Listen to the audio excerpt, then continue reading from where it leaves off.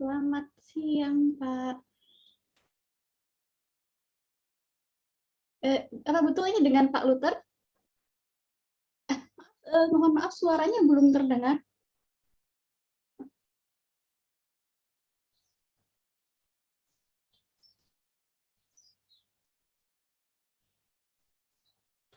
Oke, selamat siang. Bisa? Ya, Oh, bisa. Dengan jelas. Terima kasih, Pak Luther. Perkenalkan, saya Lutfi dari Observatorium Bosca. ya. Barangkali kita bisa briefing sejenak dulu ya, Pak. Gitu. Baik.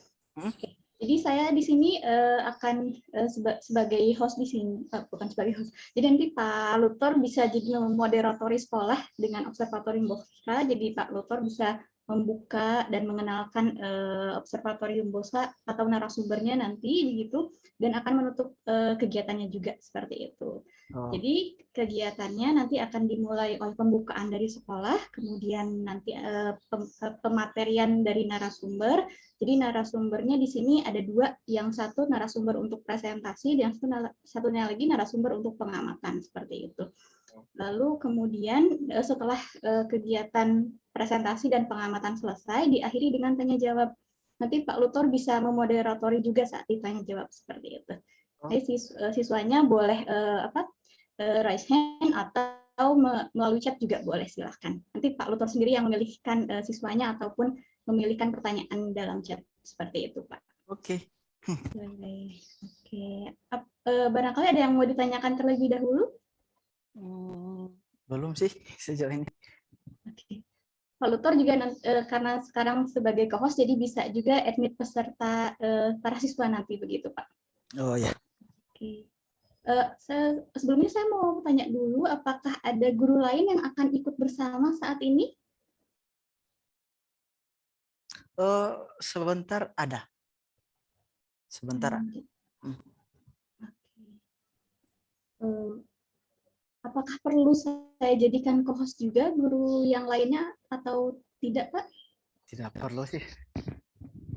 Oh, baik kalau begitu. Oke, rasanya sudah barangkali ya.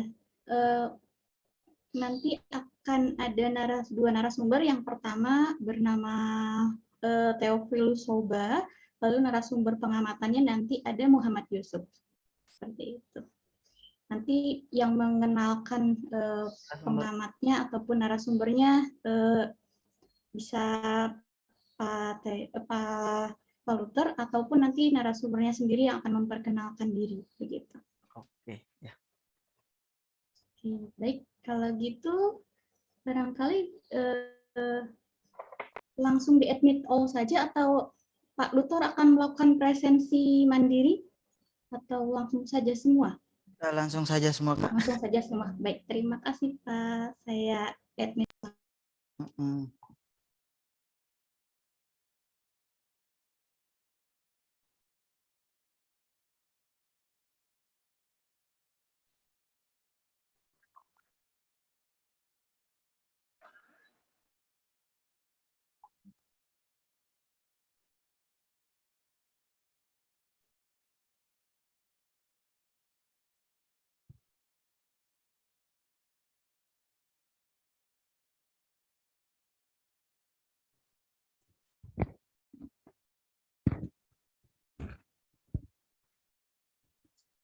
Oke.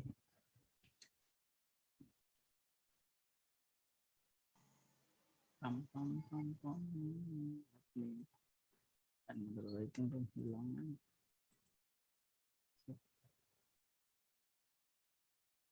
Oke.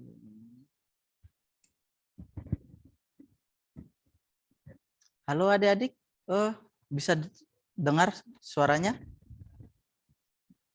Halo? Bisa, Pak. Oke. Bantu Bapak ingatkan teman-teman untuk segera join. Jangan lupa nyalakan kamera semua. Sambil menunggu yang lain, bisa say hello dulu dengan Kak Lutfi. Nanti baru kita perkenalan singkatnya.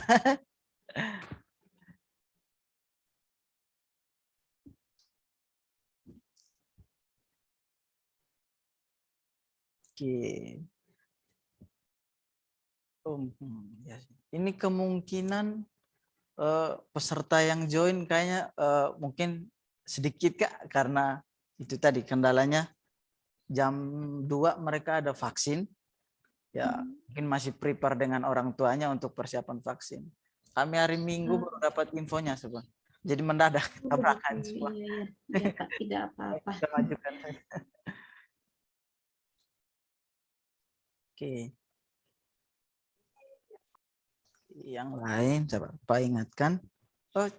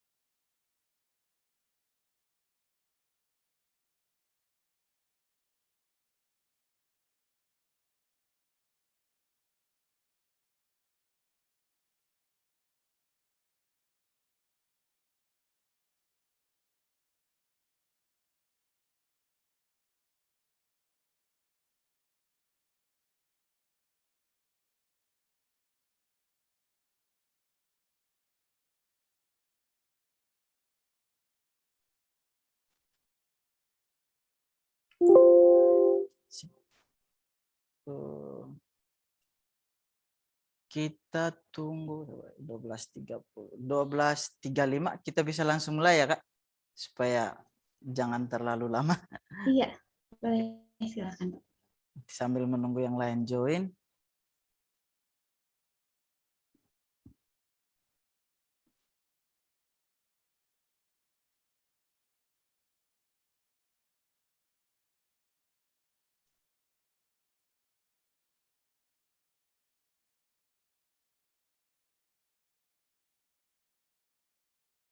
Oke.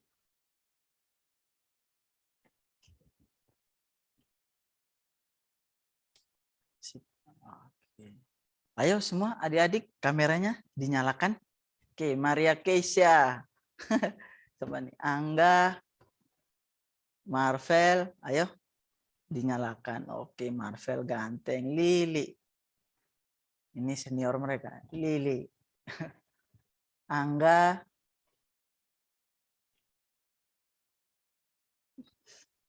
Oke, siapa yang bertanya? Fabiola. Oke, Bapak seragam. Seragam.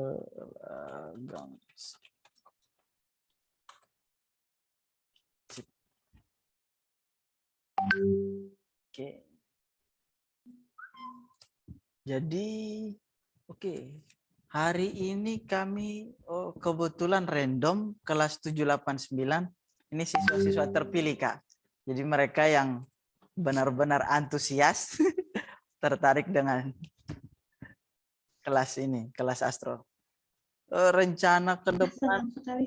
ada ya kalau berlanjut terus ya kita bisa buka terus kelasnya biar adik-adik bisa dapat informasi tambahan terkait dunia astronomi.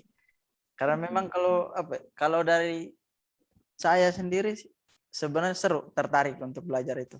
Karena sesuatu yang tidak ada di bumi yang kita amati. Ya, betul, Pak. Semoga teman-teman semua adik-adik di sini senang ya dengan kegiatan kali ini. Semoga mendapatkan pengetahuan yang lebih banyak lagi tentang astronomi. Astronomi.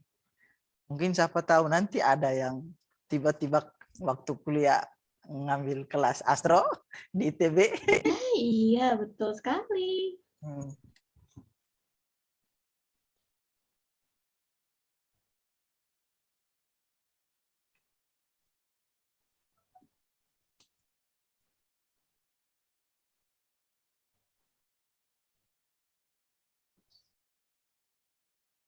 Oke, berarti 5 menit lagi kita menunggu. Sabar Pak, ingatkan teman-teman di grup.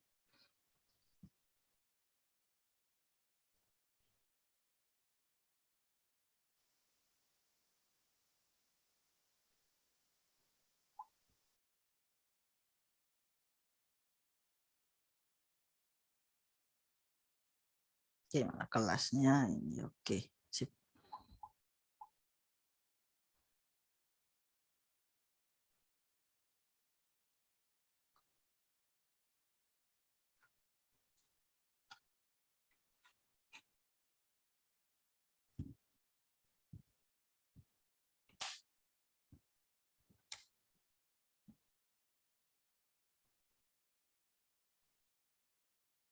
Satu, dua. Oke. Halo yang sudah bergabung, boleh say hello dulu dengan kakak-kakak dari sebelum kita perkenalan resminya. Tuh Kak Lutfi dari Observatorium Bosca. Kakaknya cantik. Iya, wah senang ya lihat teman-teman di sini. Ada yang di sekolah ya, ada yang di sekolah, ada yang di rumah juga ya sepertinya kalau lihat. Nah, teman-teman, ini sebagian sudah masuk sekolah kah? Belum sih, sekarang masih online. Belum. Ini makanya lagi kejar program vaksin dulu. Dari Iya. divaksin semua dulu baru boleh masuk.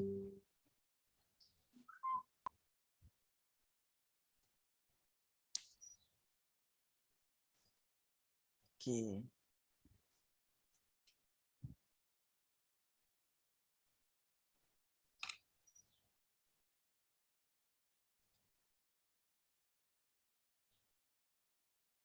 Bapak cek.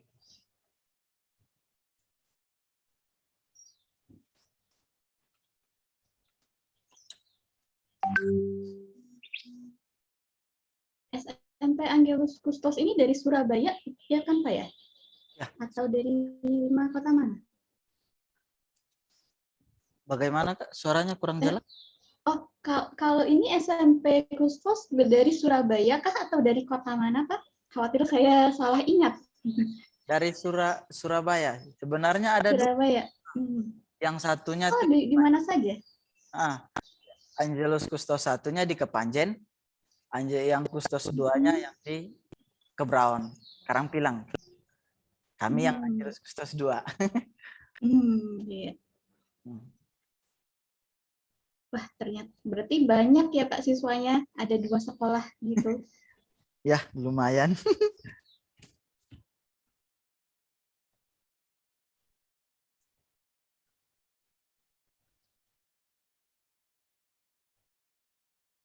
Coba kita lihat. Oke. Oke, Pak. Sip. Chatting.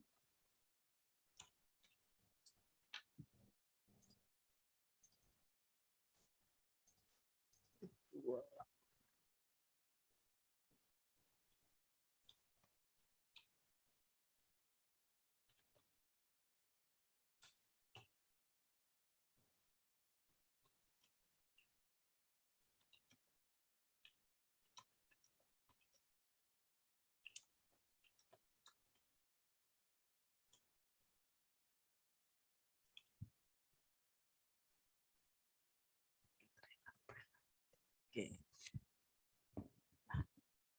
Oke. Oh, yang adik-adik yang baru bergabung, boleh semuanya nyalakan kamera dulu. Sedikit lagi kita mulai kelas kita hari ini. Jadi sebentar kita perkenalan singkat. Nanti kakak-kakak akan perkenalan. Terus langsung dilanjutkan dengan sesi kelasnya ya Kak? Langsung. Iya, langsung. Oke. Nah. Semenit lagi kita menunggu.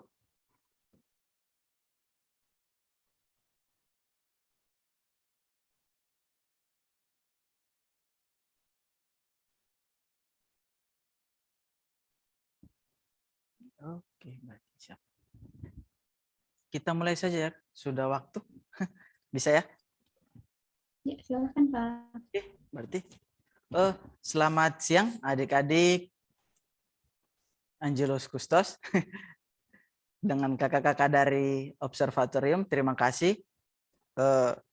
Kami dari Sekolah Angelus Kustos sangat berterima kasih diberi kesempatan untuk mengikuti kelas yang istimewa ini, kelas dari Observatorium.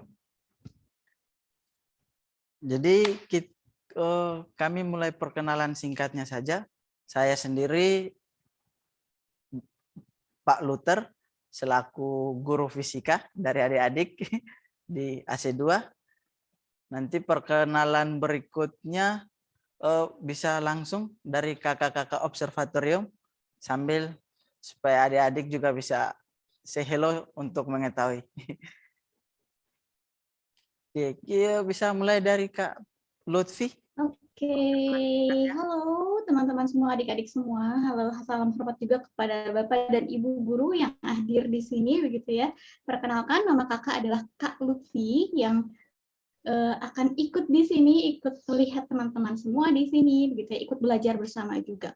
Nah, nanti kita akan mendengarkan penjelasan dari Kak Theophilus Hoba dan Kak Yusuf tentang matahari dan juga mengamati matahari. Kita berdoa ya, semoga mataharinya tidak terhalang awan. Nanti kalau terhalang awan, kita tetap tidak bisa melihat matahari ya. Oke, saya Inter. Silahkan Kak Hoba. Oke. Ya, halo. Suara saya terdengar? Oke, jelas Ya, Kak? Jelas ya? Sip. Ya, halo semuanya, teman-teman adik-adik. Ya, kenalkan kembali saya Kak Hoba ya dari Observatorium Bosca yang akan nanti menjelaskan materi tentang matahari. Nah, karena nanti juga rencananya ada pengamatan matahari, jadi di sini kakak nggak sendiri, tapi juga bersama dengan ada Mas Yusuf. Halo Mas Yusuf. Halo Mas Hoba, halo adik-adik dan teman-teman semuanya. Ya, begitu. Oke, itu tadi perkenalan singkat dari kakak-kakak observatorium. Memang ini orang-orang hebat yang mendampingi kita hari ini, spesialis di bidangnya. Jadi kita tidak sia-sia dapat kelas astronomi dari kakak-kakak ini. Langsung dari Observatorium Bosca ya, Kak? Salah satu observatorium terbesar di Asia, betul atau? Betul ya Kak? Salah satu observatorium terbesar di Asia, Observatorium Bosca. Ya. Iya betul Pak. Oke, berarti kami beruntung bisa dapat kelas ini. Yang berikut kita bisa langsung masuk ke sesi pertamanya. Sesi pertamanya kita masuk terkait apa Kak? Oke, kalau untuk bagian awal nih, sebetulnya Mas Yusuf sudah mempersiapkan suatu video untuk ditampilkan, untuk kita tonton dulu di awal ya. Mari kita nikmati dulu videonya. Silakan Mas Yusuf. Baik, saya akan memutarkan sebuah video yang menceritakan sebenarnya apa itu Observatorium Bosca. Ya, saya izin share screen ya teman-teman. Maaf.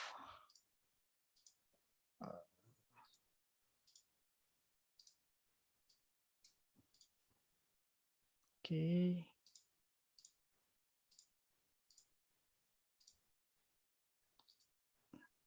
Oke, semoga sudah terlihat ya.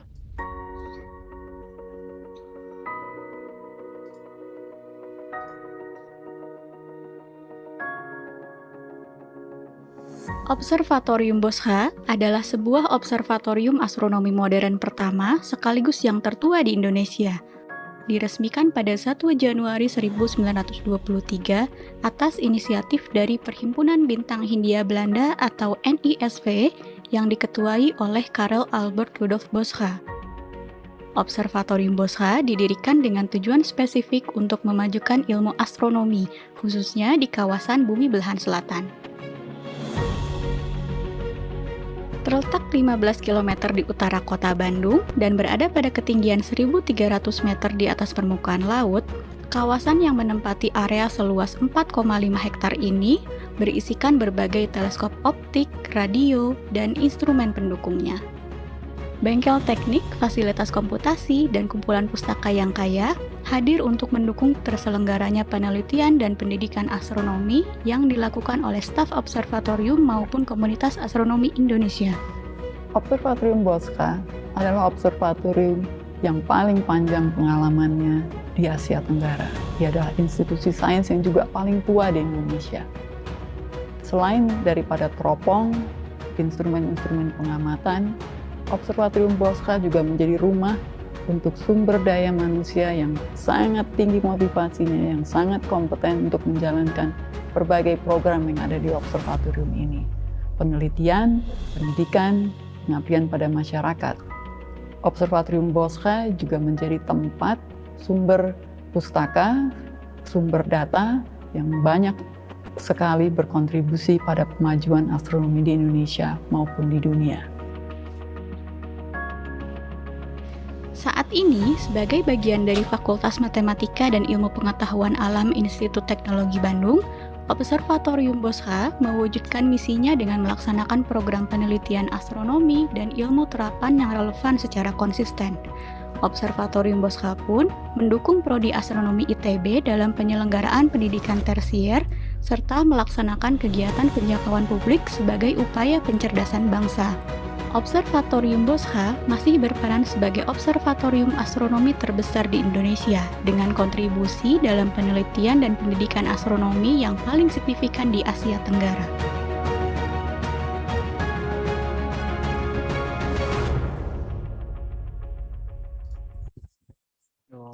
Baik, begitu Mas Hoba. Terima kasih. Keren. Ya, begitu ya profil dari Observatorium Boscha. Baik, sekarang kita akan langsung masuk ke materinya.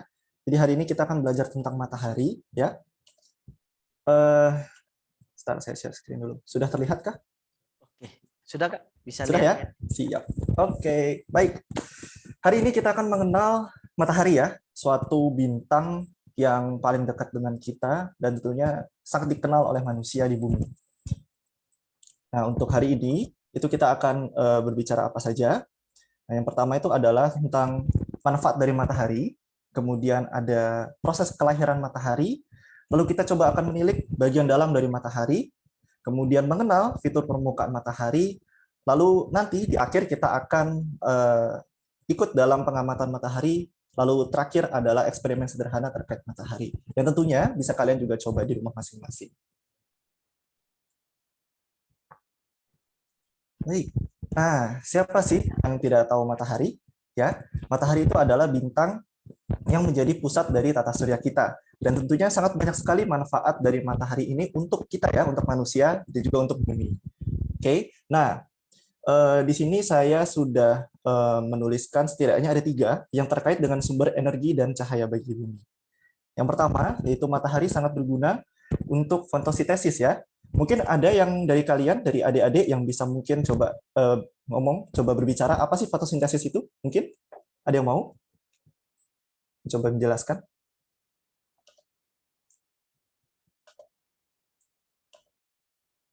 Boleh langsung open mic aja kalau misalkan ada yang mau memberitahu kepada teman-temannya fotosintesis itu apa. Pembentukan makanan pada daun. Ya, betul. Pembentukan makanan ya. Makanan untuk tanaman di daun ya khususnya. Betul, terima kasih sekali jawabannya. Ya, fotosintesis ini menggunakan cahaya matahari dan juga karbon dioksida serta air untuk nanti membentuk oksigen dan juga makanan dalam bentuk glukosa bagi daun, bagi tumbuhan ya. Dan itu diproduksi di daun. Baik, selanjutnya matahari ini juga berperan penting dalam siklus air ya, dalam cuaca. Mungkin kalian sudah mendengar bahwa matahari ini nanti panasnya akan menguapkan air, kemudian nanti airnya akan naik ke langit, lalu kemudian berkondensasi menjadi awan yang kemudian akan kembali turun ke bumi sebagai hujan maupun juga salju. Terakhir, terkait dengan sumber energi dan cahaya bagi bumi, sinar matahari juga bisa diubah menjadi energi listrik. Ya, tentunya dengan menggunakan alat khusus yakni panel surya. Di sini ada yang sudah pernah melihat panel surya? Mungkin bisa raise hand gitu. Ada yang sudah pernah melihat? Ada yang belum? Yang sudah pernah melihat boleh coba raise hand. Baik. Oke, ada yang sudah pernah lihat ya, Kevin Nathanael sudah pernah melihat. Ya, baik. Mungkin yang lain masih malu-malu, tidak apa-apa. Ya, kita santai saja di sini ya. Baik. Selanjutnya, matahari itu juga ternyata bisa digunakan sebagai penanda waktu. Nah, ini sudah diketahui oleh orang-orang di zaman dahulu. Ya. Nah, mungkin ada yang tahu mungkin alat yang digunakan untuk menyatakan waktu melalui matahari dengan menggunakan matahari? Bayangan. Bayangan, tentu. Ya, dengan menggunakan bayangan. Nah, alat khususnya yaitu adalah jam matahari. Ya, bisa sesederhana seperti yang ada di slide ini ya, yaitu sebuah tongkat yang ditegakkan di atas tanah, tapi juga bisa berbentuk seperti yang mungkin kalian pernah lihat ya, bentuknya seperti setengah lingkaran gitu. Nah, bagaimana sih caranya untuk menentukan waktu dengan matahari? Tadi sudah ada yang menyebutkan ya, bahwa dengan menggunakan bayangan. Jadi ketika matahari ini bergerak di langit ya, maka akan terbentuk bayangan yang panjang dan arahnya berbeda-beda, yang tentunya berlawanan dengan arah gerak matahari. Ya, semakin tinggi maka bayangannya akan semakin kecil. Ya, dan kemudian ketika matahari segera terbenam maka bayangannya akan memanjang kembali. Kemudian matahari itu juga memiliki peran dalam musim di bumi ya. Meskipun musim sendiri itu sebetulnya adalah akibat dari kemiringan sumbu rotasi bumi, maaf. Ya, tetapi tentunya karena sumbu rotasi bumi ini miring, maka sinar matahari yang dapat diterima oleh belahan bumi utara maupun juga belahan bumi selatan itu akan berbeda-beda setiap waktunya. Nah, kalau di belahan bumi utara dan belahan bumi selatan memperoleh sinar matahari, jumlah sinar matahari yang sama, ya, itu hanya terjadi 2 kali setahun, yakni di sekitar tanggal 21 Maret dan 23 September, atau yang disebut sebagai equinox ya. Dari kata equi sama dan nox berarti malam. Kemudian kalau untuk titik balik musim panas ya, ini kita acuannya adalah belahan bumi utara ya. Tanggal 22 Juni maka di belahan bumi utara akan mulai awal musim panas ya. Berarti sekarang kira-kira musim apa nih? Kalau di belahan bumi utara. Oke, kalau Musim sekarang panas. ya betul, masih musim panas ya. Karena kita belum mencapai 23 September untuk awal musim gugur di belahan bumi utara. Nah, kalau di 22 Desember itu nanti akan terjadi titik balik musim dingin, sehingga belahan bumi utara nanti akan mengalami musim dingin, sementara belahan bumi selatan akan mulai mengalami musim panas. Kemudian, matahari itu juga punya peran dalam pasang surut. Ya, di sini pasti sudah pernah main ke pantai semua, atau ada yang belum pernah main ke pantai?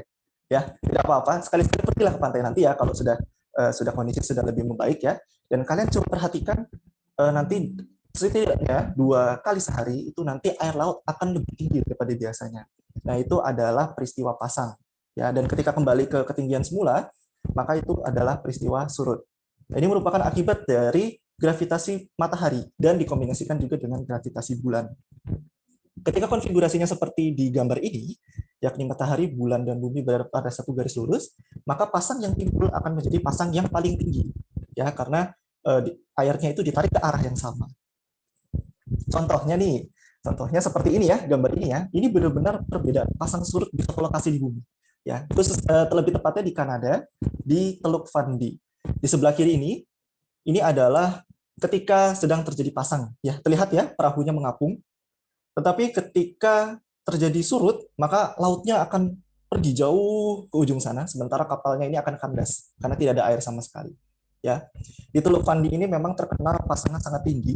Bayangkan di sana tuh bisa mencapai 16 meter untuk sekali pasang ketinggian airnya itu. Ya. Lalu terakhir untuk bagian awal ini adalah gambar ini. Ya, ada aurora. Ya, aurora ini hanya terjadi di kutub utara dan juga kutub selatan dari bumi, dan merupakan hasil dari interaksi partikel berenergi tinggi yang dilontarkan oleh matahari dengan medan magnet bumi. Nah, ada 2 jenis aurora ya, tadi karena ada di kutub utara dan kutub selatan. Ya, kalau yang di kutub utara namanya aurora apa? Ada yang tahu mungkin? Borealis. Borealis, bagus. Kalau yang di selatan? Ada yang tahu yang di selatan? Ya, yang di selatan itu adalah Australis. Ya, kalian ingat saja, Australia itu ada di selatan. Berarti segala sesuatu yang berhubungan dengan selatan nanti Australis, begitu. Oke, setelah kita mengenal manfaat matahari bagi bumi, sekarang kita akan coba melihat sejarah dari matahari ya. Bagaimana matahari itu terbentuk? Kakak ingin tanya nih, mungkin satu orang deh, satu orang bisa coba sebutkan kira-kira menurut kalian matahari itu lahirnya dari apa? Mungkin ada yang mau coba jawab? Kira-kira matahari lahirnya dari apa? Gas. Dari gas. Oh, pintar sekali. Ya, betul. Dari awan gas. Betul sekali. Mesti sudah sering baca nih ya. Ya. matahari itu beserta juga bintang-bintang lainnya itu dulunya merupakan suatu awan gas hidrogen yang sangat besar ya. Mungkin terlihat di gambar kecil ya, seperti di gambar sebelah kanan ini, tapi sebetulnya ini besar sekali. Dan isinya itu mayoritas hidrogen, ya, unsur paling ringan yang ada di alam semesta. Nah, ketika terjadi suatu gangguan, misal karena ada ledakan bintang di sekitarnya, sehingga kestabilan dari awan gas ini terganggu, maka dia akan mulai runtuh, ya, karena gaya gravitasi. Di sebelah kanan ini ada gambar nebula elang, Eagle Nebula, ya, dan di tengah ini ada Pillars of Creation, ya. Nah, di sekitar daerah ini itu sedang terjadi pembentukan bintang. Tidak seluruh bagian awan ini runtuh, hanya sebagian kecil saja sudah cukup untuk membuat bintang. Kemudian setelah mulai runtuh, maka awan tersebut akan mulai berotasi. Ya, akan mulai berotasi dan sebagian besar masanya akan mulai terkumpul di tengah. Ibaratnya seperti kalian kalau memiliki suatu baskom ya, baskom diisi air lalu diberi deterjen lalu dikopok-kopok ya. Mungkin kalian kalau sedang main air, lagi cuci-cuci baju, lalu kalian coba aduk itu airnya, maka busa-busanya itu akan mulai berkumpul ke tengah. Ibaratnya seperti itu. Lalu di bagian tengah ini nanti temperaturnya akan naik, kemudian tekanannya juga akan naik, sehingga akhirnya gasnya mulai berpijar. Dan ketika mencapai temperatur tertentu, maka akan terjadi suatu reaksi nuklir, yaitu fusi nuklir. Ketika fusi nuklir ini sudah mulai, maka kita dapat katakan bahwa bintang, atau dalam kasus ini kita mempelajari matahari, maka matahari telah lahir. Nah, berikut ini adalah info terkait matahari. Ya, info terkait matahari. Di sebelah kiri ini adalah sebuah citra matahari yang diambil pada tanggal 24 Februari 2021. Ya, terlihat polos mungkin kala itu, tapi nanti kita coba cari tahu matahari hari ini akan seperti apa nanti ya saat sesi pengamatan. Matahari diklasifikasikan sebagai sebuah bintang berwarna kuning. Ya, kemudian usianya adalah sekitar 4,6 miliar tahun. Ini usia yang ya dibilang bisa cukup tua ya. Tentunya matahari sudah ada terlebih dahulu sebelum bumi. Kemudian jaraknya dari bumi adalah sekitar 150 juta kilometer. Atau bila kita bandingkan dengan ukuran bumi ya, diameter bumi, maka kita bisa taruh sekitar 11.800 bumi dari posisi kita sekarang hingga matahari untuk bisa sampai. Yaitu jarak yang sangat jauh sekali. Bahkan objek yang paling cepat di alam semesta, yaitu cahaya sendiri, yang kecepatannya itu sendiri 300.000 km per detik, itu masih butuh 8 menit untuk pergi dari matahari sampai dengan ke kita. Ya, bayangkan ya seberapa jauhnya itu. Kemudian, masa dari matahari ini adalah sekitar 333.000 kali masa bumi. Ya, tentunya ini sangat besar ya, dan ini merupakan 90% dari masa seluruh tata surya. Itulah mengapa matahari ini berada di pusat dari tata surya dan tentunya dapat menjangkau objek-objek di sekitaran dia sehingga bergerak mengelilinginya. Kemudian ada diameter matahari sekitar 700.000 km. Nah, kalau kalian bayangkan Pulau Jawa, kalau kalian lihat di peta itu 1.000 km kira-kira ya, dikalikan 700. Nah, itu total dari diameter matahari. Dan terakhir, nama latin dari matahari itu adalah Sol. Oke, selanjutnya ada bagian-bagian matahari nih. Kita coba lihat dari paling dalam apa yang terjadi sampai dengan yang paling luar ya. Di bagian paling dalam ada inti dari matahari itu sendiri. Merupakan pusat reaksi fusi nuklir dengan temperatur yang sangat tinggi, 15 juta derajat Celcius. Ya, kita saja di bumi merasa siang ini 35 derajat Celcius sudah panas sekali ya. Bayangkan 15 juta derajat Celcius ya. Wow, itu tidak dapat dibayangkan, itu panas sekali. Nah, itulah kondisi ekstrim yang diperlukan untuk melangsungkan fusi nuklir. Kemudian di bagian luarnya, menyelubungi inti itu ada zona radiasi, yaitu zona tempat transport energi dilangsungkan melalui proses radiasi. Nah, kalian setidaknya sudah pernah mendengarkan ya, bahwa transport energi bisa dilangsungkan dalam 3 cara ya. Ada radiasi, kemudian ada konveksi, dan terakhir ada konduksi. Ya, kalau di matahari, bagian yang dalam ini adalah zona radiasi. Sementara di bagian luarnya adalah zona konveksi. Ya. Kemudian, di luar dari zona konveksi itu sendiri, ada fotosfer. Nah, lapisan ini yang biasanya kita sebut sebagai permukaan matahari. Dan di sini temperaturnya jauh sekali ya, beda bila kita lihat dengan intinya. Di sini itu sekitar 6.000 derajat Celcius. Sementara kalau di inti, 15 juta. Tapi, nah ini ada hal menarik nih. Menurut kalian, kan setelah ini kita akan ke lapisan yang lebih luar lagi. Menurut kalian temperaturnya harusnya lebih rendah atau lebih tinggi menurut kalian?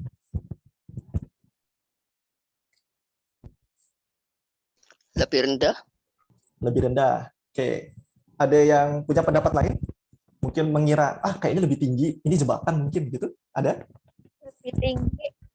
Oke, ada yang jawab lebih tinggi ya. Baik-baik. Jawabannya adalah secara ajaib ternyata makin keluar matahari setelah fotosfer, yakni di lapisan kromosfer, itu justru temperaturnya meningkat. Dan bahkan di lapisan yang paling luar, ya korona yang hanya bisa terlihat di saat gerhana matahari, yang bagian yang putih-putih itu, ya gerhana matahari total, itu bahkan temperaturnya lebih tinggi lagi. Nah ini astronom masih belum punya jawaban pasti mengapa hal ini bisa terjadi.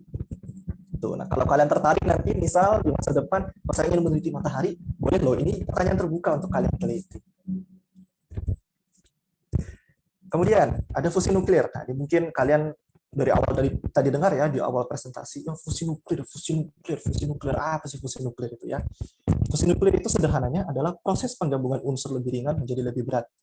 Kalau di dalam matahari yang 75% itu terdiri dari hidrogen, ya itu butuh dalam sekali reaksi 4 hidrogen yang kemudian bergabung menjadi sebuah atom helium. Nah, proses ini itu ternyata menghasilkan energi yang sangat besar yang kemudian dapat kita rasakan sampai di bumi sebagai panas dari matahari. Nah, menariknya juga sebetulnya ya, cahaya yang dihasilkan dari inti matahari ini untuk sampai ke permukaan matahari, ya kan sekitar 350.000 km lah ya tadi ya, karena diameternya 700.000 km, maka jari-jarinya sekitar 350.000 km, itu ternyata tidak membutuhkan waktu yang singkat, padahal kecepatan dari cahaya itu kan besar sekali. Itu bisa butuh ratusan ribu tahun untuk bisa sampai ke permukaan matahari, si cahaya itu dari dalam. Ya. Jadi matahari ini sebetulnya objek yang sangat menakjubkan, dan kalau mau dibilang, kita sedang menikmati cahaya kuno sekarang. Gitu.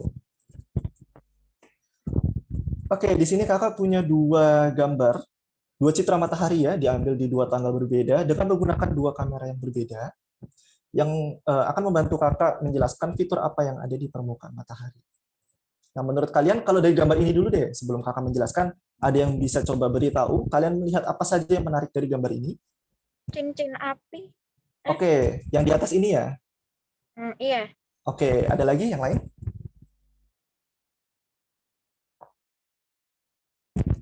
Ada lagi hal yang menarik dari gambar ini secara keseluruhan? Bintik hitamnya mungkin. Ada. Oke, ini ya bintik hitam ya. Betul, betul. Ya, baik. Masih ada lagi sebetulnya yang lain ya. Kita jelaskan satu-satu. Nah, tadi yang sebut sebagai cincin api, ya ini disebut sebagai prominence dalam bahasa Inggris atau prominensa dalam bahasa Indonesia. Ini merupakan fitur gas yang terlontar dari permukaan matahari. Nah, karena kita melihatnya dari samping ya, kita lihatnya dari samping ini, ya, maka dia akan terlihat berbentuk seperti busur. Ya. Kemudian bagian yang putih ini, ya, ini merupakan suatu ledakan di matahari ya, disebut sebagai flare.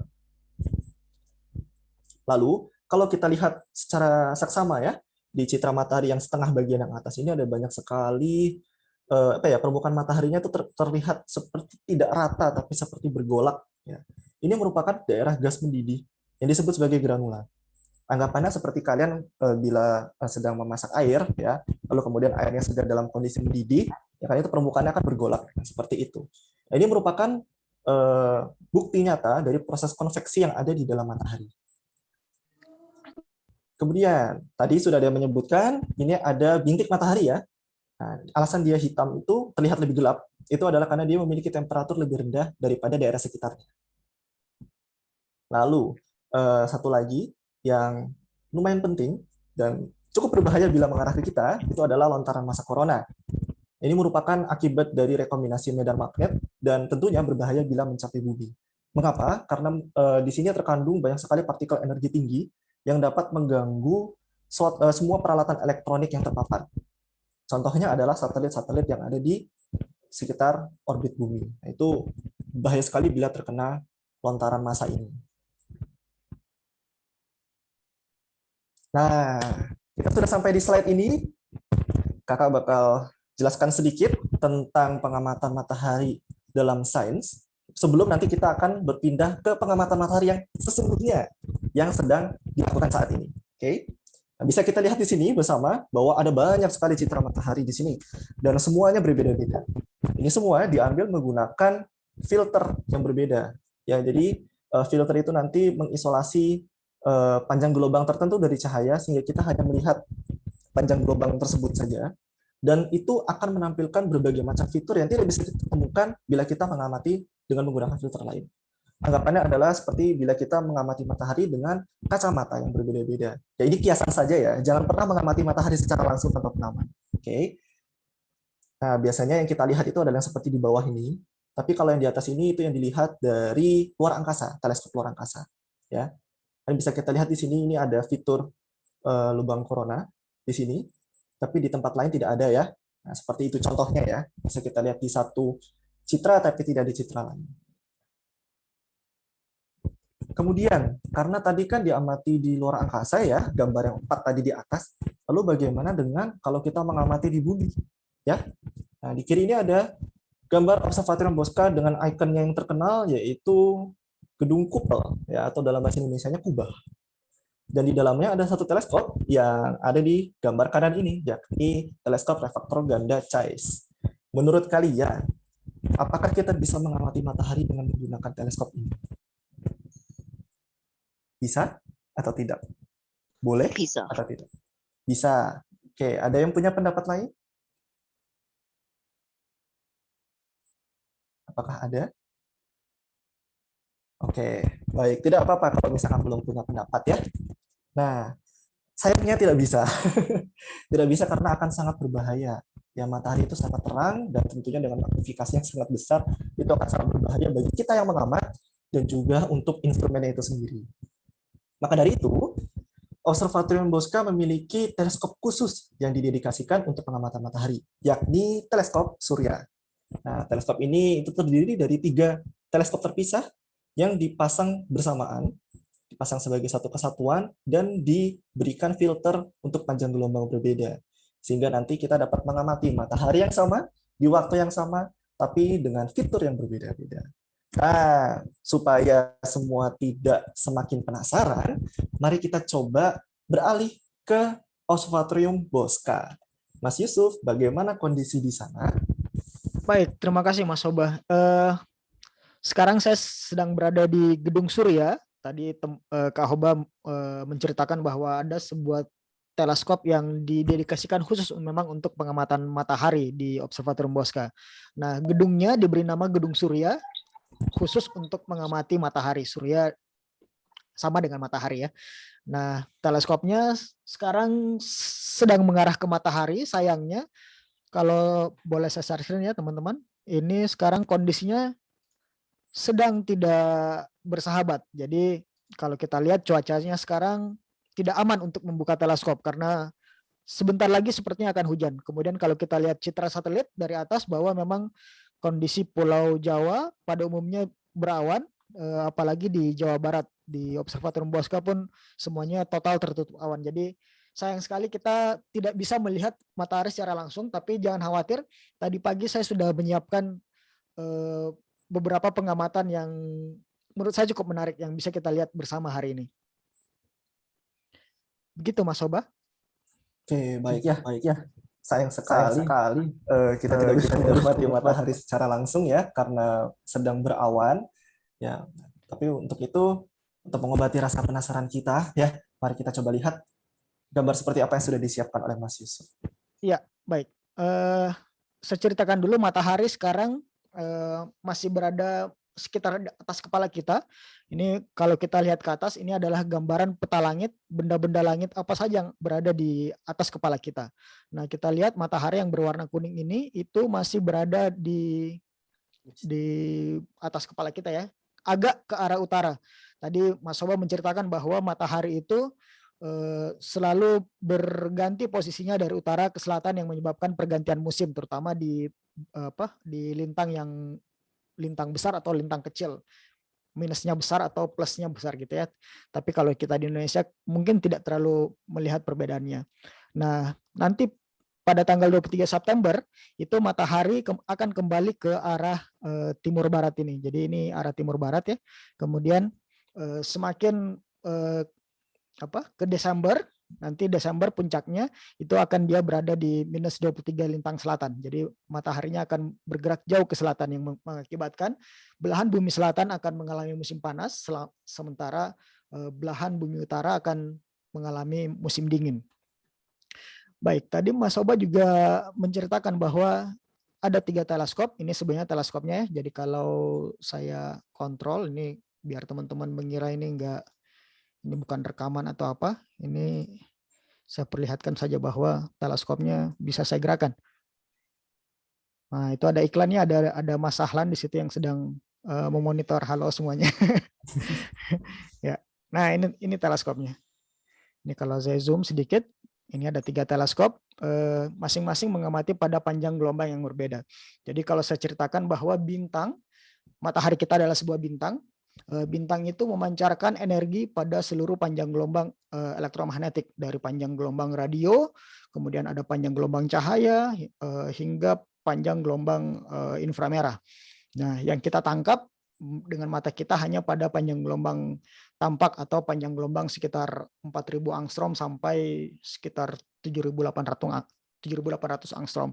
Nah, masing-masing filter ini itu nanti akan memberikan penampakan matahari yang berbeda. Kita bisa melihat matahari dengan bentuk yang sama sekali berbeda. Bentuknya tetap lingkaran ya, tapi kita bisa melihat fitur-fitur yang berbeda dari matahari itu.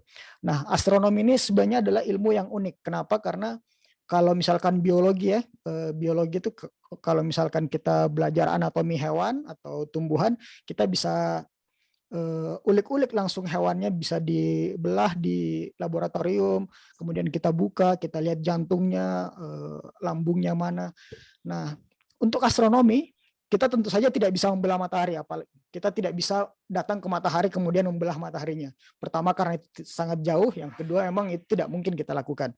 Oleh karena itu biasanya kita harus mencari cara yang lebih unik, cara yang khusus untuk bagaimana mengetahui lapisan-lapisan di matahari. Tadi Mas Soba sudah cerita bahwa matahari itu ada intinya, kemudian ada lapisan konveksinya, kemudian ada lapisan radiasinya, ada lapisan fotosfer, ada lapisan kromosfer, dan ada lapisan korona. Nah, itu yang berusaha kita lihat dengan menggunakan 3 filter atau 3 panjang gelombang yang berbeda. Begitu Mas Soba, mungkin saya sebagai pembuka.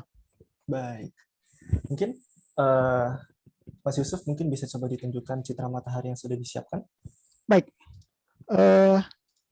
Tadi di teleskopnya ada 3, masing-masing teleskop itu sudah dilengkapi dengan kamera.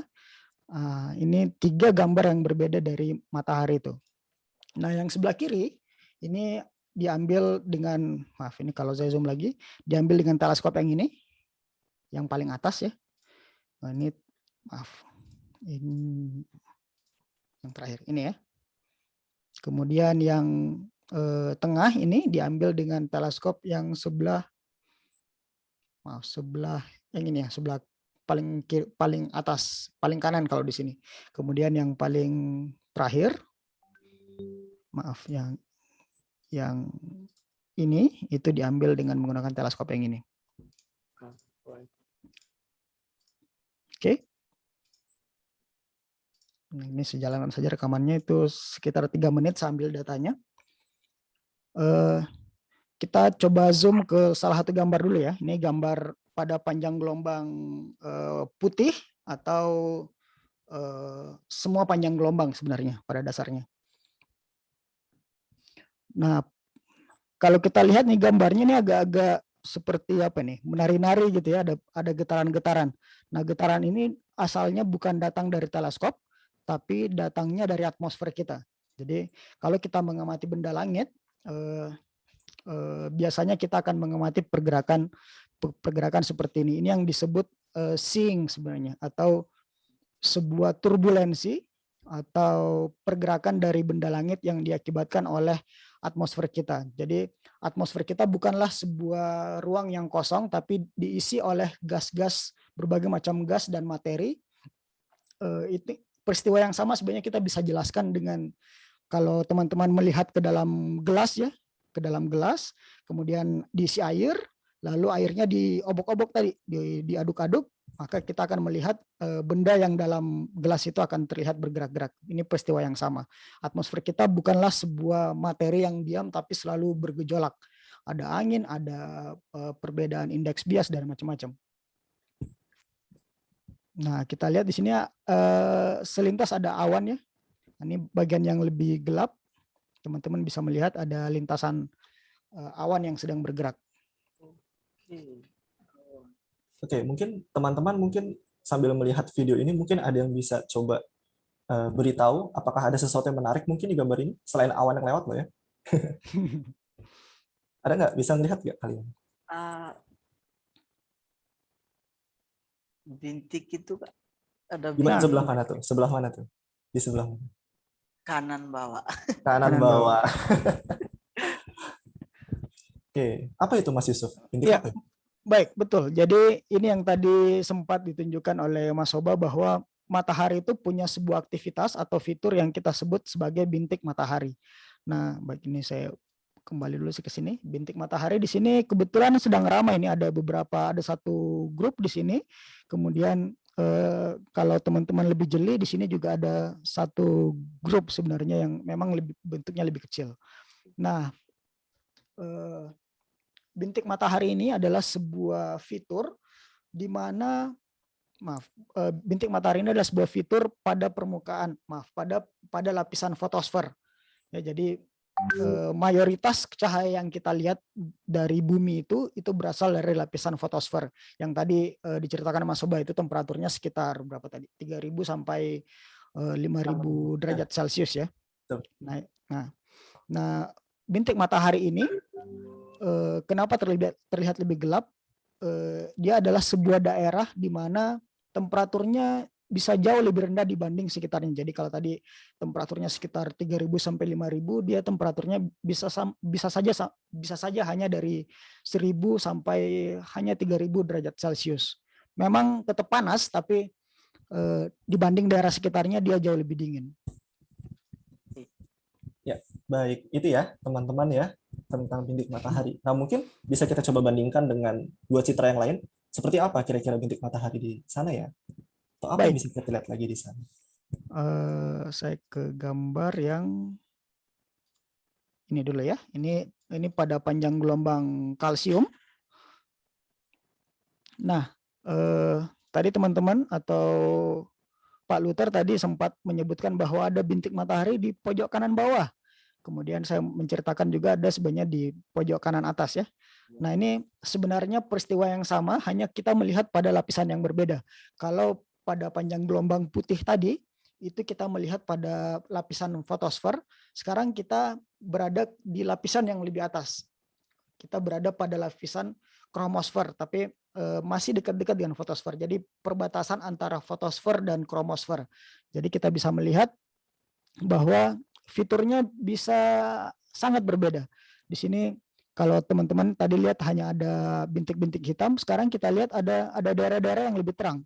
Nah, daerah yang lebih terang ini, maaf saya kembali ke sini biar nggak ada awan. Daerah yang lebih terang ini itu temperaturnya sedikit lebih tinggi dibanding daerah sekitarnya. Nah, ini yang biasanya kita sebut sebagai plages atau tulisannya plages ya. Kita baca biasanya plages. Itu sebuah daerah yang aktif secara magnetik. Nah, kita lihat di sini daerah yang di sini juga ada plagesnya, kemudian di sini juga ada walaupun belum terbentuk bintik hitamnya. Jadi ini mungkin besok atau beberapa hari lagi bisa saja terbentuk bintik hitam yang baru.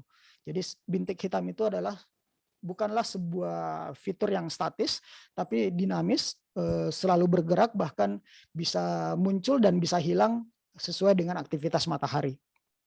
Begitu Mas Soba. Kemudian kalau kita lihat pada panjang gelombang H alfa, ini maaf saya kembali ke lapisan yang ini, baik. Nah, pada panjang gelombang H alfa ini kita berada di sedikit lebih atas dibanding kalsium tadi. Kalau tadi saya ceritakan pada filter kalsium itu kita melihat sedikit di atas lapisan fotosfer, ini kita berada di lapisan yang lebih atas lagi, bagian kromosfer yang lebih atas. Nah, pada panjang gelombang ini kita bisa amati bahwa bintik hitamnya terlihat sangat redup ya, hampir tidak terlihat bahkan. Kita hanya melihat beberapa bagian yang lebih terang. Nah, ini yang biasanya terjadi flare yang tadi sempat disebutkan juga oleh Mas Soba. Nah, fitur yang lain yang menarik kalau teman-teman bisa melihat dan mungkin kalau diperhatikan lebih jeli gambar ini atau video ini kita lihat di pinggir-pinggir ini, ya, di pinggir-pinggir mataharinya itu ternyata bukan lingkaran sempurna, tapi ada serabut-serabut kecil. Nah, masih ada yang ingat tadi apa namanya itu? Diceritakan Mas Soba? Ada yang ingat tadi?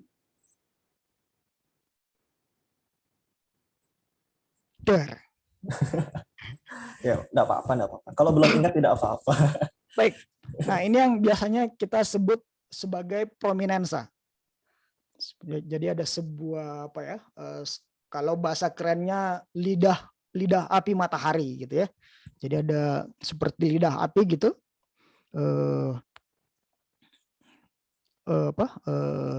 Sebuah lontaran materi yang jauh dari permukaan mataharinya. Di sini kita lihat cukup aktif sekarang matahari. Kita lihat ada beberapa prominensa yang bisa kita lihat. Ada di sini ada satu yang terang, kemudian di sini yang ada jauh yang lebih terang lagi, kemudian di sini juga ada, di sini juga ada, dan di sini juga ada. Kira-kira begitu Mas Soba. Wah, ya menarik sekali ya ternyata ya teman-teman, kita melihat matahari dari berbagai macam panjang gelombang yang berbeda. Ya meskipun kita tidak bisa mengamatinya secara langsung saat ini ya karena mendung, tapi ini merupakan citra yang fresh lah, bisa dibilang fresh from the open atau fresh from the sky pada hari ini. Nah, mungkin karena waktu kita juga terbatas dan untuk menutup sesi pengamatan ini, mungkin Mas Yusuf bisa menjelaskan sedikit mengapa kok kita perlu untuk mengamati matahari. Ya, baik.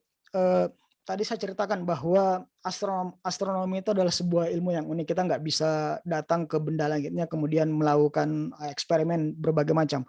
Nah, seperti kita ketahui bahwa matahari adalah bintang. Jadi bintang yang terdekat dari kita itu adalah matahari. Nah, karena ukurannya jauh lebih besar terhadap kita ya maksudnya dibanding bintang-bintang lainnya, karena dia jauh lebih dekat, jaraknya hanya 150 juta kilometer, kita bisa melihat dengan detail. Tadi kita bisa lihat pada panjang gelombang putih misalkan, kita bisa melihat fitur-fitur seperti apa? Sunspot ya seperti ini. Nah, sekarang kita ketahui bahwa ternyata bintang-bintang lain itu juga punya bintik. Kalau matahari namanya bintik matahari, kalau di bintang namanya bintik bintang. Nah, itu sudah kita amati. Jadi matahari adalah laboratorium bintang yang terdekat dengan kita atau yang paling mudah diakses oleh kita. Oleh karena itu akan sangat berguna untuk mempelajari bintang melalui matahari. 100 tahun yang lalu misalkan orang-orang itu masih berpendapat bahwa energi dari matahari atau energi dari bintang itu adalah berasal dari batu bara, karena pada saat itu orang hanya mengetahui pembakaran lewat batu bara saja. Nah, seiring perkembangan zaman, perkembangan pengetahuan, kita sekarang tahu bahwa energi matahari atau energi dari bintang itu berasal dari yang tadi diceritakan Mas Soba, berasal dari reaksi fusi nuklir. Kemudian yang kedua, kita perlu tahu tadi ya, misalkan ini saya putarkan sebuah prominensa, misalkan ada lontaran materi dari matahari, akan sangat bermanfaat bagi kita untuk mempelajari peristiwa ini. Karena peristiwa ini yang seperti tadi diceritakan bahwa ini peristiwa yang sangat bisa saja berbahaya bagi kita. Jadi dengan mengamati matahari kita bisa mempelajari cuaca antariksa. Kapan matahari itu sedang aktif-aktifnya, kapan kita harus mematikan satelit-satelit kita, kapan matahari itu mungkin bisa berbahaya bagi kita, dan apa yang harus kita lakukan untuk mencegah bahaya dari matahari itu. Saya kira begitu Mas Soba. Baik, terima kasih banyak Mas Yusuf ya. Baik, dengan demikian sesi pengamatannya kita sudahi dulu sampai di sini ya. Dan untuk menutup juga sesi materi, saya akan berikan sedikit ya. Tadi kita kurang untuk eksperimen dengan matahari. Ya. Nah, mengamati matahari sendiri tentu berbahaya bila kita tidak menggunakan filter sama sekali ya. Jangan pernah sekali-sekali mengamati matahari langsung dengan mata telanjang. Nah, cara yang paling aman tentunya tadi sudah dipraktekkan juga dengan menggunakan teleskop adalah dengan menggunakan filter. Nah, kalau kalian mungkin juga dulu pernah mengamati gerhana matahari, biasanya diberikan kacamata matahari ya, dan ini sudah dilengkapi dengan filter yang mampu meredupkan cahaya matahari sekian ratus ribu kali sehingga aman untuk kita lihat. Kalau misalkan kalian tidak punya, tapi kalian punya kotak sepatu nih, kalian bisa mencoba membuat ini, ya, yaitu kotak sepatu ini kita gunakan untuk memproyeksikan matahari. Tentunya cara ini juga aman ya. Dan untuk mencobanya, kalian bisa mengakses tautan berikut, ya boska.itb.ac.id, kemudian masuk ke aktivitas membuat kotak sepatu pinhole, dan kalian coba untuk bereksperimen. Hari ini matahari seperti apa, besok seperti apa, dan selanjutnya seperti apa. Begitu. Oke, dengan demikian presentasi hari ini, materi hari ini sudah selesai. Saya mengucapkan terima kasih untuk perhatian teman-teman semua dan juga perhatian Bapak Ibu guru. Nah, bila kalian ada pertanyaan, silakan bisa raise hand, nanti akan diizinkan, atau bila kalian mic-nya sedang bermasalah, bisa melalui chat. Oke, ada yang punya pertanyaan kah? Oke. Masih, Pak. Ada yang bertanya? Ada. Saya. Silakan. Kalau di luar materi boleh nggak? Kenapa? Maaf. Di luar materi. Bukan tentang matahari. Oh, boleh coba tanya dulu saja, enggak apa-apa. Aurora itu berbahaya nggak buat bumi? Oke. Aurora itu sebetulnya tidak berbahaya ya. Itu sebetulnya suatu produk dari mekanisme perlindungan bumi terhadap partikel berenergi tinggi dari matahari. Itu sangat aman untuk dilihat ya, tapi mungkin satu-satunya masalah adalah jaraknya jauh ya dari kita di ekuator ya. Mereka ada di kutub terjadinya sementara kita di ekuator.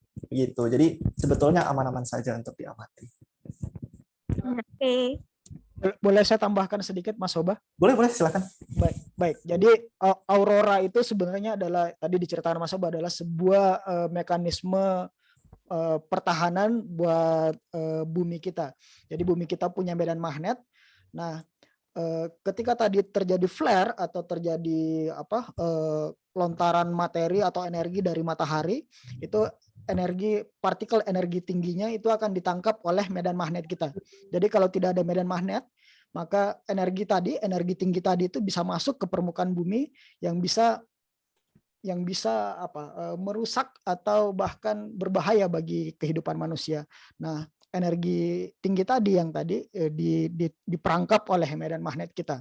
Nah, kita sekarang sudah tahu bahwa untuk lontaran partikel sampai energi tertentu itu masih bisa berbahaya. Jadi ketika ada fenomena aurora, itu satelit-satelit biasanya kita matikan secara bertahap supaya energi tinggi tadi itu tidak merusak satelit, atau bahkan beberapa kejadian di belahan bumi utara itu pembangkit listrik itu bisa mati karena energi tinggi tadi yang tidak sempat terperangkap oleh medan magnet kita. Jadi memang peristiwa auroranya itu bisa kita amati, tapi sebenarnya ada kejadian yang dahsyat di situ sebenarnya.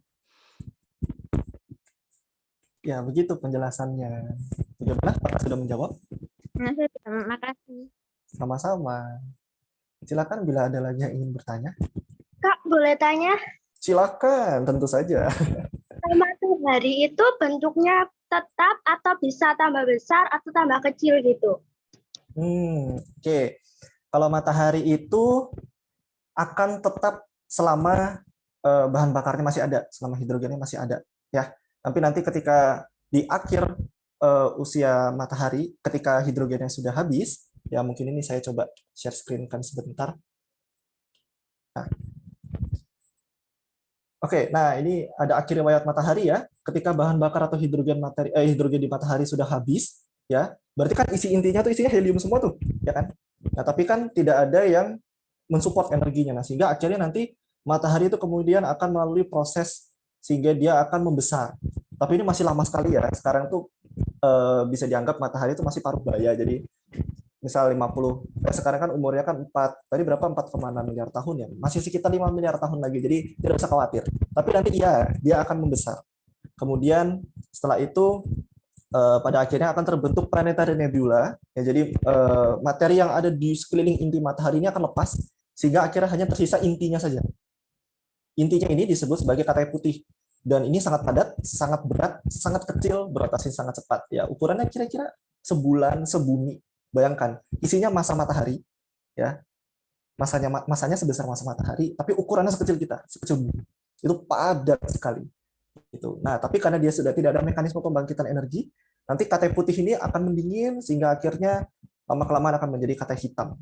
Gitu. Ya, jadi membesar, ya berubah ukuran tentu untuk di masa yang akan mendatang dan masih lama sekali. Kalau sekarang tidak. Begitu jawabannya. Terima kasih. Ya, sama-sama.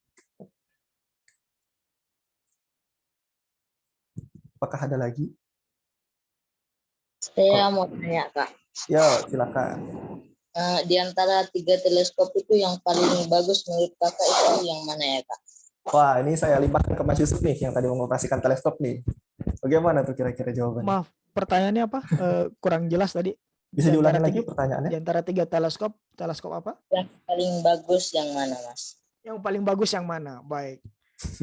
Yang paling kalau masalah bagus dan tidak bagus kan itu relatif ya. Biasanya bergantung selera orang-orang. Nah, kalau saya ditanya yang mana yang favorit dari 3 teleskop itu, saya akan menjawab teleskop pada panjang gelombang hidrogen alfa. Kenapa?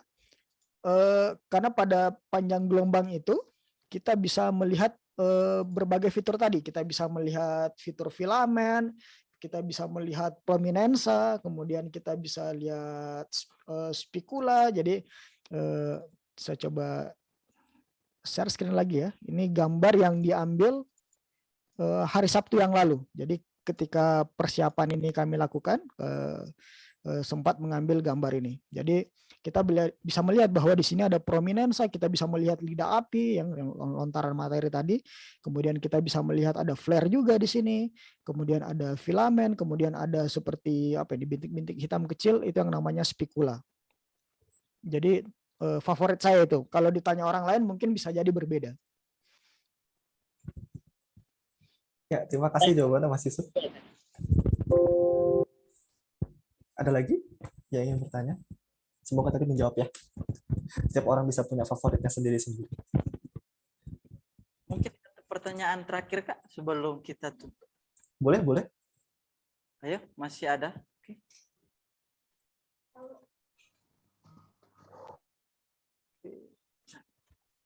Oke, lewat chat boleh adik-adik? Silakan ingin bertanya tentang matahari.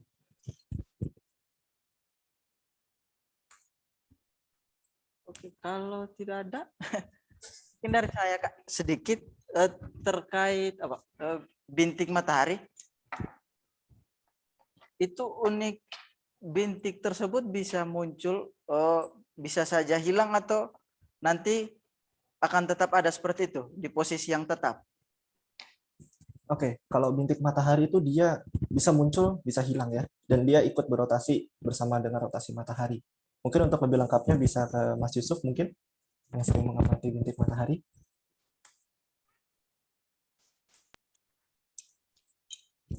Masih di Mas Yusuf. Oh sudah. Okay. Baik. Ini tadi pertanyaannya apakah bintik matahari itu tetap atau berubah? Nah, tadi Mas Hoba sudah menceritakan bahwa bintik matahari itu akan ikut berotasi dengan matahari. Jadi matahari itu sama dengan bumi itu punya rotasi. Jadi dia berputar ya. Kita lihat si bintik matahari itu bergerak sesuai dengan rotasi matahari. Tapi juga gerak posisinya itu tidak tetap relatif terhadap yang lain. Jadi terus berevolusi. Nah, ini kalau boleh saya tunjukkan video yang lainnya, kita bisa lihat bahwa bintik matahari itu bisa muncul ya. Sekarang tadi tidak ada, ini sekarang muncul beberapa. Kemudian dia akan berputar, kemudian posisinya akan tetap posisinya akan berubah bergantung dengan aktivitas magnetik dan aktivitas dari materi yang berada di sekitar bintik matahari tersebut ya. Jadi kita lihat evolusinya nih. Mereka bisa bergabung, mereka bisa berpisah, kemudian bisa mengitari satu sama lain. Nah, ini yang mekanismenya kita belum bisa jelaskan dengan detail, tapi sekarang kita tahu bahwa bintik matahari itu sangatlah dinamis dan mungkin butuh penjelasan yang cukup rumit untuk menjelaskan bagaimana mereka terbentuk dan bagaimana mereka hilang. Begitu, Pak, secara singkat.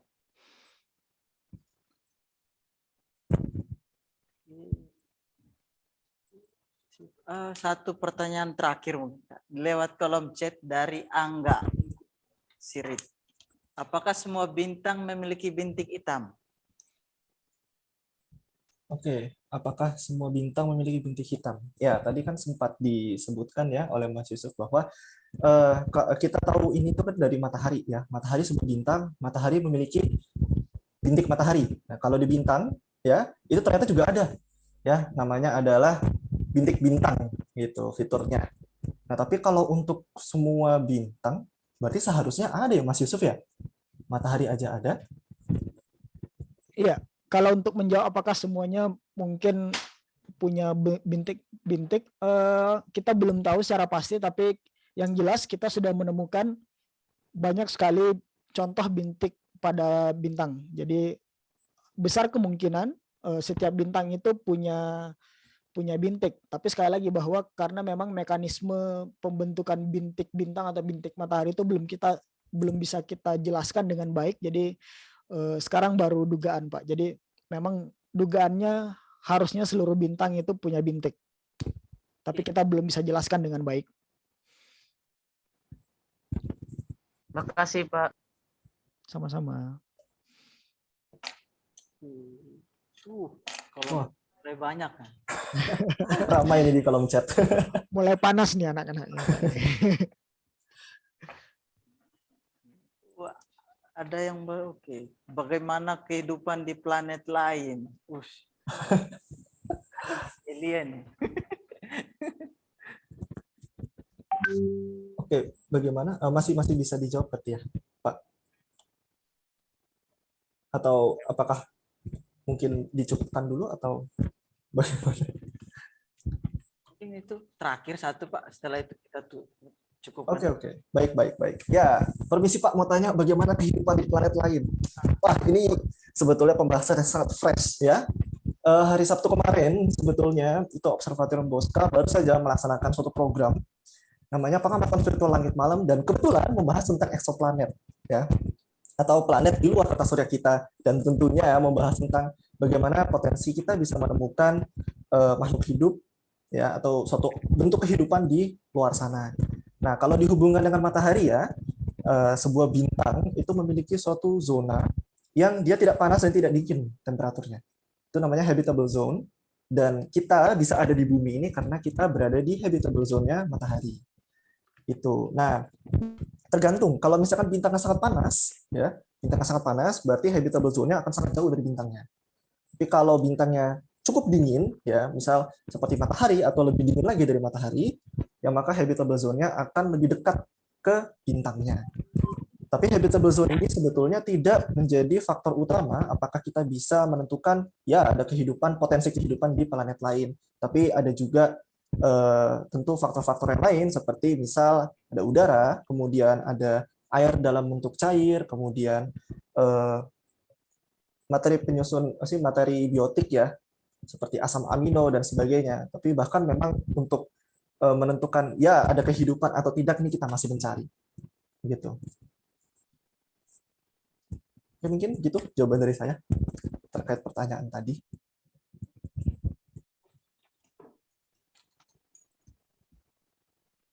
Ya itu di chat Kak Lutfi, maaf. Di chat Kak Lutfi sudah memberikan tautan ya untuk yang ingin tahu tentang layanan tentang materi PVLM terakhir tadi yang tentang eksoplanet. Silakan kalau mau dieksplor. Saya kembali ke Pak Luther. Terima kasih. Ini masih beberapa pertanyaan belum terjawab, tapi mungkin kelas di hari lain mungkin bisa menjawab pertanyaan adik-adik.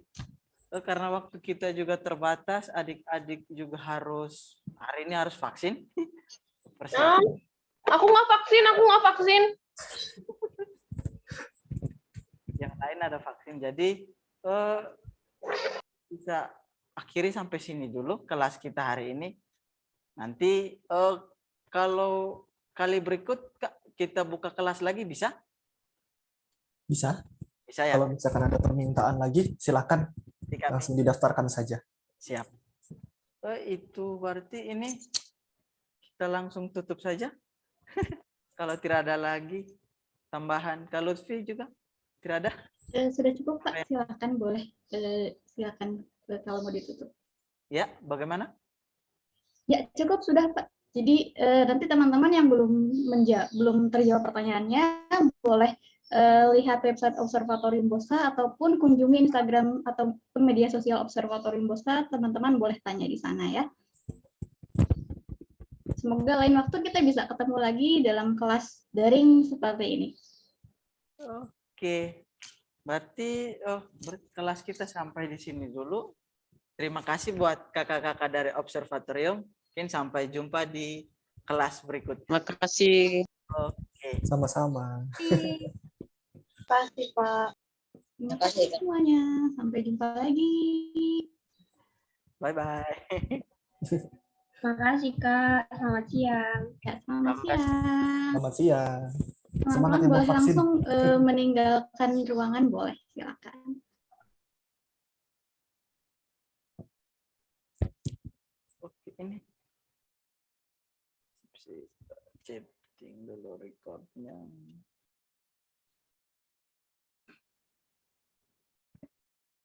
Oke, saya juga pamit.